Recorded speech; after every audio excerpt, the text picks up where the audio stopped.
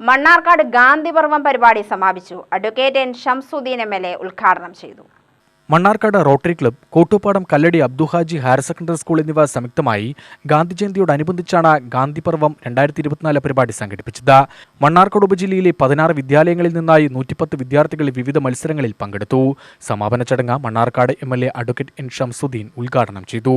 കോട്ടുപാടം ടൗണും പരിസരവും പഞ്ചായത്ത് ഹരിതകർമ്മസേനയുമായി ചേർന്ന് വൃത്തിയാക്കുകയാണ്. അതിന്റെ ഒരു ചടങ്ങ് ഞങ്ങൾ ടൗണിൽ സംബന്ധിക്കുകയുണ്ട്. തുടർന്ന് ഇവിടെ സാദിഖ് മാഷിന്റെ നേതൃത്വത്തിൽ നടക്കുന്നത് വിജയികൾക്കുള്ള പുരസ്കാര വിതരണം MLA നിർവഹിച്ചു. കോട്ടുപാടം ഗ്രാമപഞ്ചായത്ത് പ്രസിഡന്റ് അക്കര ജസീന അധ്യക്ഷയായി. പ്രമുഖ ഗാന്ധിയനും എഴുത്തുകാരനുമായ ഡോക്ടർ അർസു മുഖ്യാതിഥിയായി.